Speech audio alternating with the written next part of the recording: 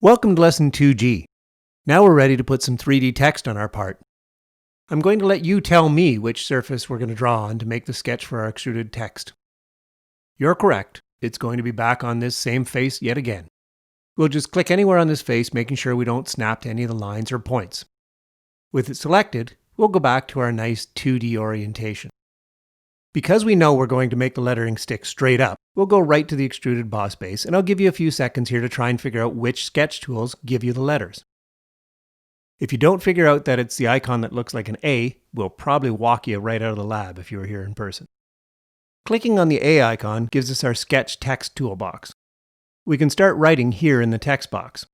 I'm going to write Tom, and look at that. I told you the truth. Down here by the origin, sure enough, there is Tom. If I click somewhere else, Tom jumps there, and you can see that it doesn't go quite where the cursor was clicked. More importantly, I don't know exactly where it is. I'm just kind of eyeballing it. So if we want to locate Tom somewhere accurately, what we can do is click directly on the curve or line, and now Tom is sitting on the curve, and the line being referenced to is listed in the Curves dialog box over on the left. All of these tools right here below the text input box have now become active. These ones here are going to look a lot like Word, and they will work exactly like Word. The bold, italic, and rotation icon only work on what's highlighted in the text input box at the time that you click them. We don't tend to use them because we could do most of those same operations on the font control, which we'll get to in a minute. I guess we would use these buttons if we wanted to treat different parts of the same line of text differently. These buttons down here are kind of fun. We'll put Tom in the middle, and then we'll play with these tools to see what they do.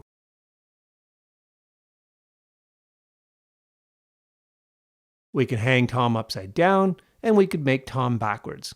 Can you think of a situation where we'd want our lettering backwards? Yes, exactly. Like on the front of an ambulance so people can read it in their mirrors, when making a stamp, or when bringing lettering up to the front of an object from the back of an object like we do when we make our Science Maker Lab chocolate hearts. So we've got Tom here. That font is pretty small. There's not going to be a lot of material left when we laser cut it, and it wouldn't work well on the 3D printer at all. Just a quick side note about 3D printers. The 3D printer can only go down to one filament width as a minimum feature thickness. This is 0.4 millimeters. If it tries to build a wall of 0.4 millimeters, it's going to be only one layer thick. It would be super weak, so the 3D printer is programmed that it doesn't even try to make anything if you specify a wall as under 0.5 millimeters. Realistically, anything under 1 millimeter is just going to fall apart, so you're going to want to stick to kind of thick, simple fonts if you're 3D printing. You can get a little fancier with your font selection if you're laser cutting, but you'll still want to leave enough material there so that it's got some physical strength. So pick wisely from the 1400 fonts we have loaded on the Science Maker Lab computer. This means that we don't really like the default font and size for this particular application. It's too small and too skinny. So we're going to uncheck the Use Document font box here. The two tools right above the checkbox become immediately active. We can play with the settings to see what they do. The top one is a horizontal stretch tool, and the bottom one adjusts the gap between the letters, which can come in handy when letters are overlapping each other.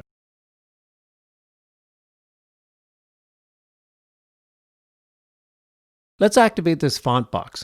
I'm just going to move it over here a little bit so we can see what's going on the drawing. The font defaults to Century Gothic Regular. The height is in units, which means millimeters. You can change it to points. I don't know how a point compares to a millimeter, so I tend to leave it in millimeters. We can see here 3.175 is the size that we get, and we can fit Tom 2.5 times on each side. So we can go to about 6 times this size, and if we were going to do that, Tom would start right at the left edge of the pocket and would finish right at the very right edge. That's a little too big. 6 times 3 is 18, so I'm going to try about 15.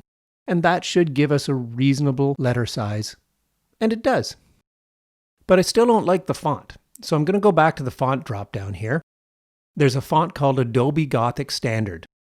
It's a thicker font, but it's still really clean looking, so it tends to work pretty well for both 3D printing and laser cutting.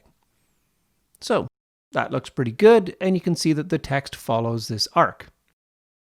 Now it's up kind of high. That's not where we want it, but there's nothing we can do about that in this drawing. The lines that set the position are in a different sketch, and we can only edit lines within the active sketch. So we'll say yes to the sketch text. Now I want you to click over the white space to deselect everything. Now, light up the T with your cursor and click on it to select it. What got selected? Click on the white space again to deselect everything. Select the M. What got selected? In both cases, the entire word got selected. So, thinking back to our earlier learning, how many entities are in this three-letter word? Yes, the correct answer is 1. The entire word is one sketch text entity.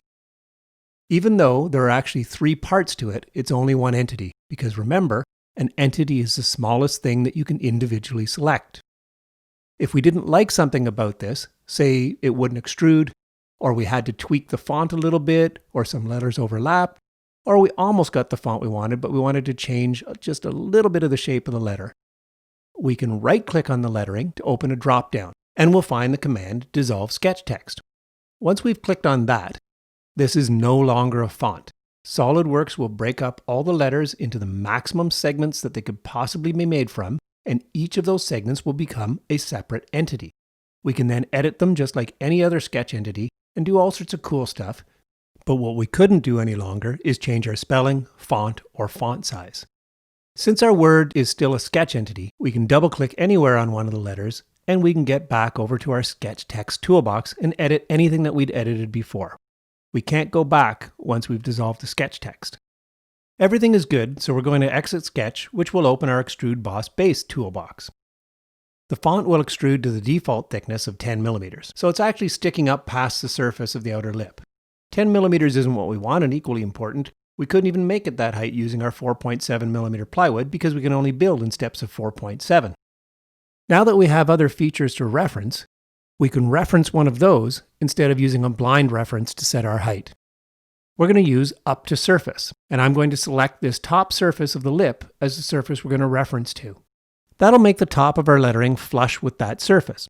If we decided instead of cutting the face 4.7 millimeters in, and say this was a 3D printed part and we had some freedom and we wanted to go 6 millimeters in, we wouldn't have to change the depth of this lettering.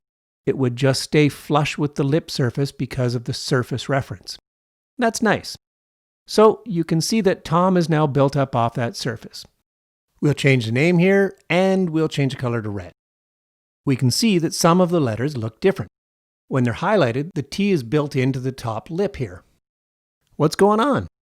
The O and the M are red, but the T stayed gray. The red letters don't reach the outer lip, but the T does. So what happened there? Well, if I right-click on Tom in the feature tree and we edit the feature, there's a tab here called Merge Result. What Merge Result means is that anytime that a new feature builds into an existing feature, they become one continuous part. So I'm going to uncheck that and say yes. Now you can see that Tom remains separate even where it impacts with the lip.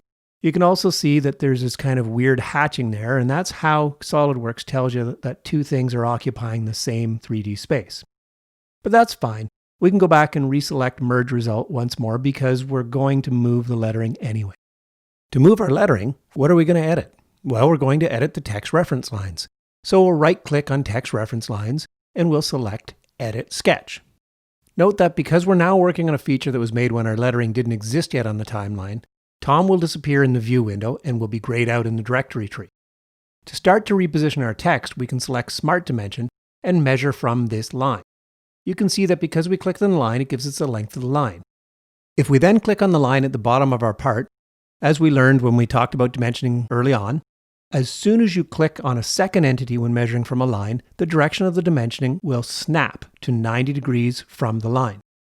Okay, so now it's time to move these letters. We've got Tom sticking up into the lip there, and we don't want that. So we're going to edit the position of the text reference lines that this text sits on.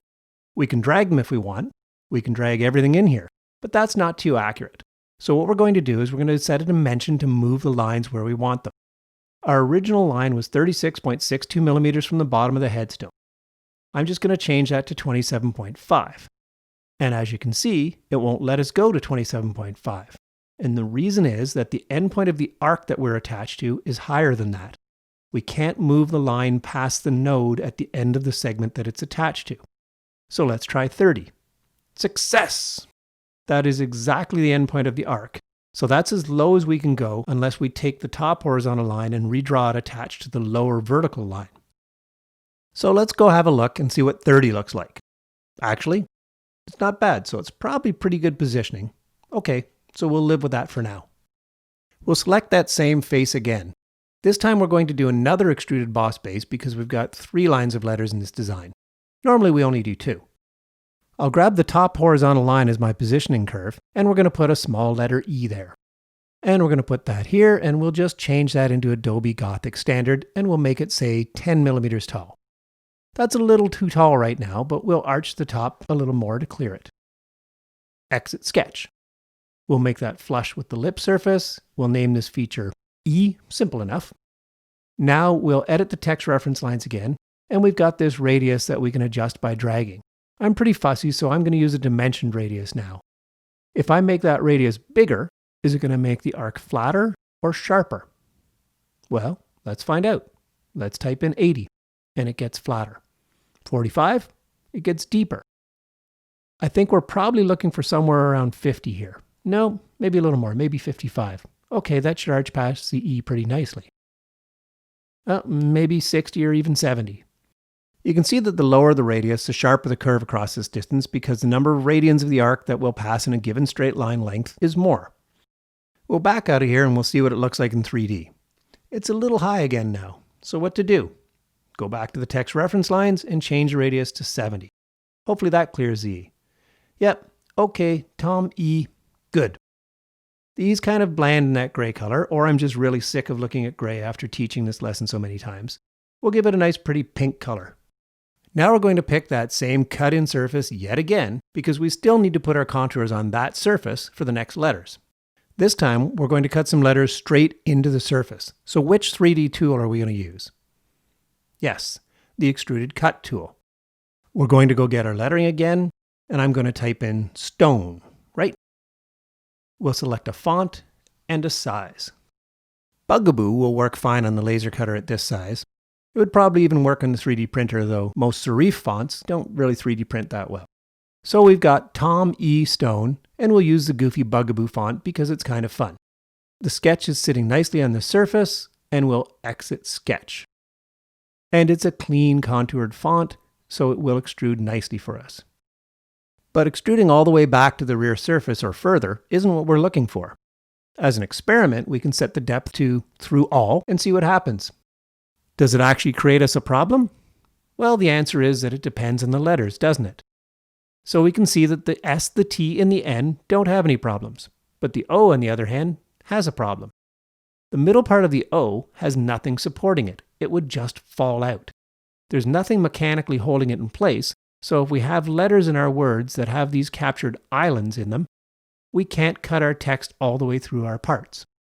So we're just going to edit that back to a blind reference of 4.7 millimeters or 1 layer of our plywood. And that looks pretty cool. So let's name that extruded cut Stone. And we'll give it a color. How about a nice lime green? Stone could maybe come up just a hair, or maybe go down just a hair. So we'll go back to the text reference lines here for a second and we'll tweak it until it's just right. So now that we've got everything positioned, do we need to be looking at these reference lines anymore? My answer would be no. Now that we're done with them, they're just visual clutter. Let's right-click on text reference lines, and then let's click on the eyeball that looks like it's already grayed out. This will hide the lines from sight. They are still there, and they can still be edited, but they won't be seen in the 3D view as long as this feature is set to hidden. So we're getting pretty close to a nice, accurate version of our original whiteboard sketch. If we wanted to, and we're going to 3D print or mill this part, we could add edge fillets and round off the sharp edges, but we're going to laser cut the part, so we're not going to do that because the laser can only cut straight down anyway. Remember that if you're filleting a little edge and it won't preview, try reducing the radius of your fillet. Sometimes if the fillet is bigger than the surface, it won't work. Well, that about does it for Lesson 2G. We'll see you in Lesson 2H where we'll put a tongue in the headstone and prepare it for export. Don't forget to save your work.